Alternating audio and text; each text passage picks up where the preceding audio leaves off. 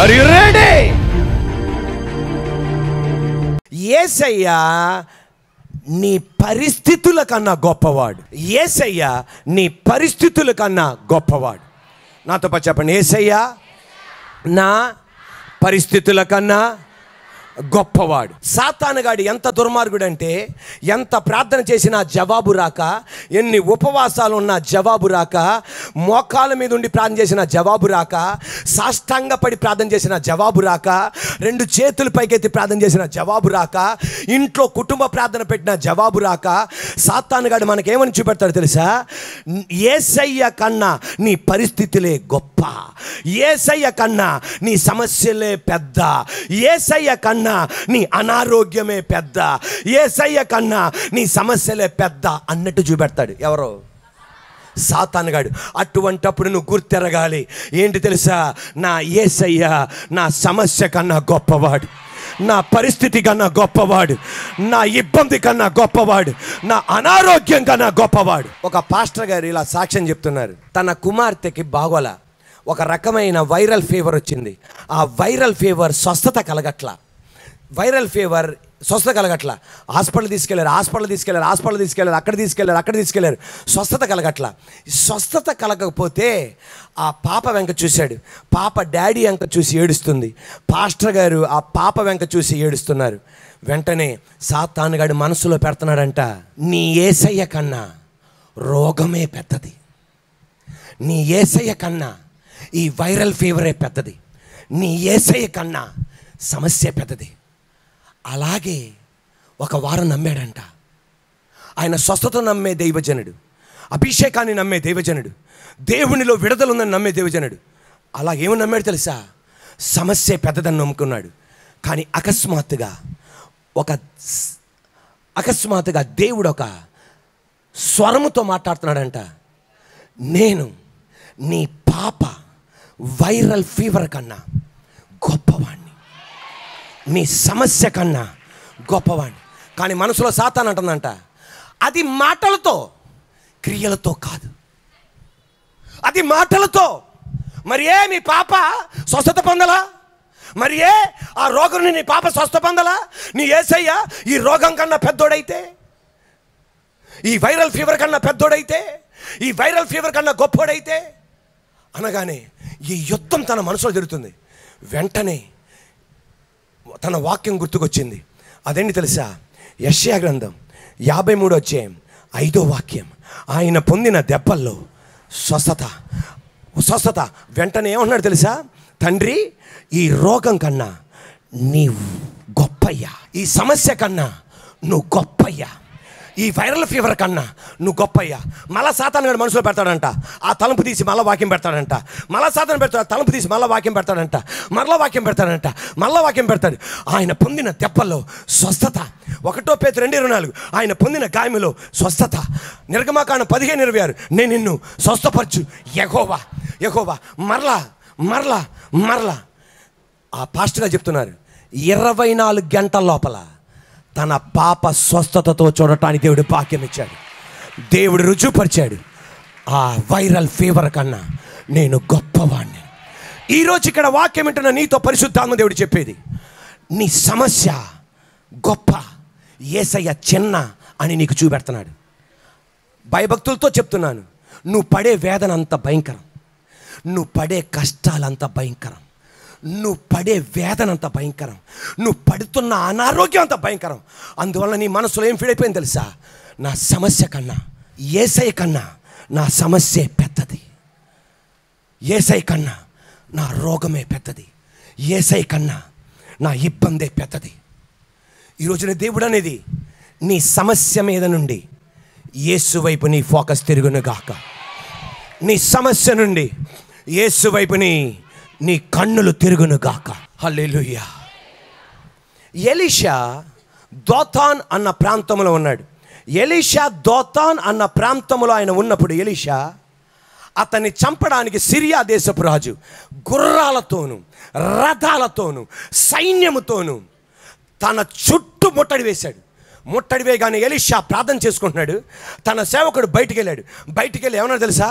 అన్నా, రథాలన్నా, సైన్యం అన్నా, రథాలు గుర్రాలన్నా, అన్నా ఆ సైన్యం వేల కొలది ఉన్నారన్నా, మనం ఇద్దరమే ఉన్నామన్నా, మనం చనిపోతామన్నా. అంటే ఈయన చెప్పేది ఏంటి తెలుసా? ఆ సైన్యం కన్నా మన దేవుడు చిన్నోడన్నా, ఆ సైనికుల కన్నా మన దేవుడు చిన్నోడన్నా. ఎందుకంటే సాక్షాత్తుగా అలా జరుగుతుంది.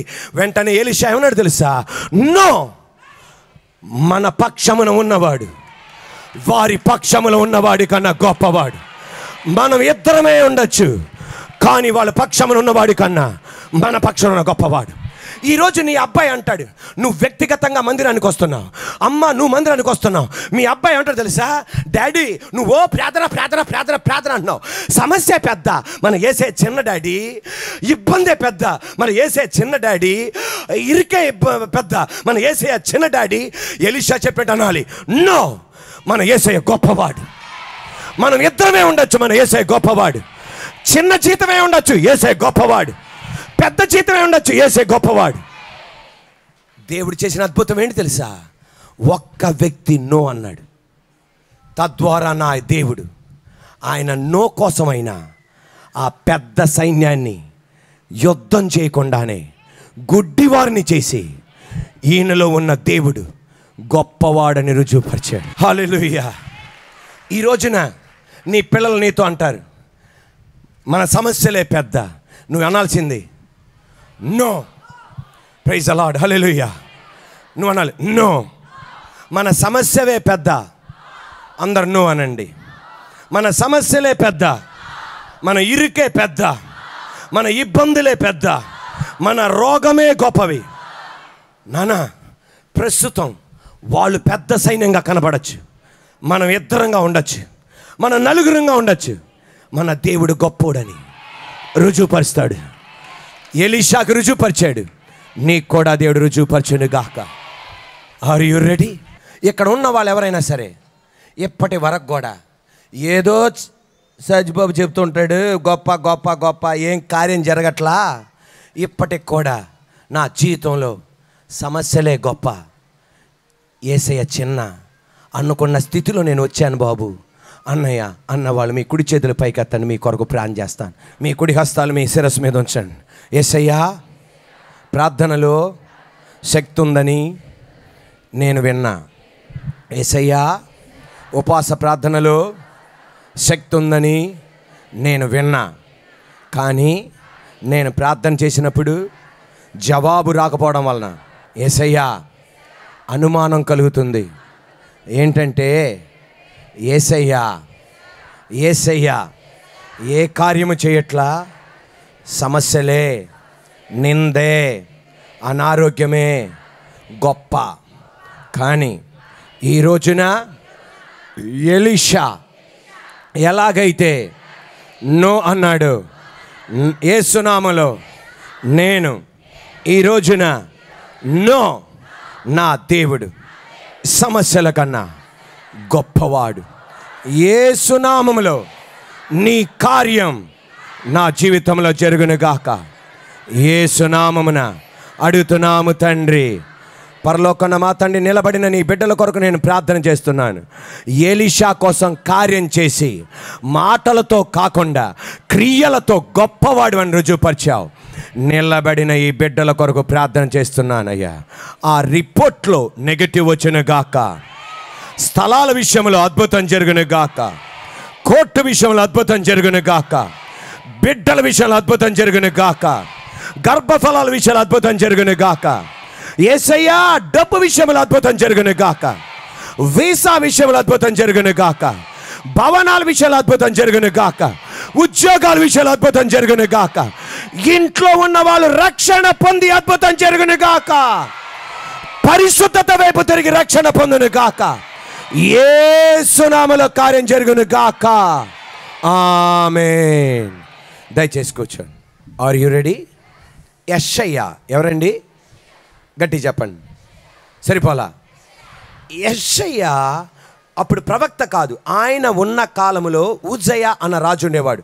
చాలా అద్భుతంగా పరిపాలించాడు, తన దేశాన్ని బాగా పరిపాలించాడు. కానీ ఆయన మరణించగానే దేశం అల్లకోలం అయిపోయింది, మొక్కలైపోయింది. అందరూ ఏమన్నారు తెలుసా? ఆయన ఉన్నప్పుడే బాగుంది, ఆయనతోనే మొత్తం పోయింది, ఇక మా దేశ పరిస్థితి అంత అల్లకోలం. అంత అల్లకోలంగా ఉన్నప్పుడు ఏమనుకున్నాడు తెలుసా? సమస్యలే గొప్ప, పేదరికమే గొప్ప, కరువే గొప్ప, దేవుడు చిన్నవాడు అనుకున్నప్పుడు యెషయా మందిరానికి వెళ్ళాడు. మందిరానికి వెళ్ళగానే ఒక దర్శనం చూస్తున్నాడు. ఆకాశము నా సింహాసనం, భూమి నా పాదపీఠం అన్న దేవుడు స్వప్నంలో కనబడ్డాడు. వెంటనే దేవుడు రుజుపరిచింది ఏంటి తెలుసా? ఆ రాజు కన్నా గొప్పవాడిని నేను, కరువు కన్నా గొప్పవాడిని నేను, ఇబ్బంది కన్నా గొప్పవాడిని నేను. అలాగే నా దేవుడు ఆ దేశ పరిస్థితిని మార్చాడు. నీ కరువులో, నీ కన్నీరులో అవే గొప్ప అనుకున్నప్పుడు ఎక్కడికి రా? ఎక్కడికి రా? మందిరానికి రా. నీకు స్వప్నంలో మాట్లాడకపోవచ్చు, వాక్యం ద్వారా నీతో మాట్లాడతాడు. ఈరోజు వాక్యం ద్వారా నీతో మాట్లాడుతున్నాడు. ఆయన గొప్పవాడు, నీకు అర్థమైంది. నీ పరిస్థితిని ఆయన మార్చగలడా? ఊచ చేయగలిగిన వాడు ఎక్కడికి వచ్చాడు? అయినా ఊచ చెయ్యే గొప్పది. యేసయ్య చిన్నోడిగా కనబడ్డాడు, కానీ మరలా వచ్చాడు. నా దేవుడు యేసయ్య గొప్పవాడని రుజువుపరిచాడు. ఇక్కడ కూర్చున్న ప్రతి వ్యక్తి జీవితంలో యేసయ్య గొప్పవాడని సాక్షాత్తుగా నీ ఇంట్లో మాటలతో కాదు, క్రియారూపకంగా నీ ఇంట్లో జరిగించి తీరుతాడు ఆయన.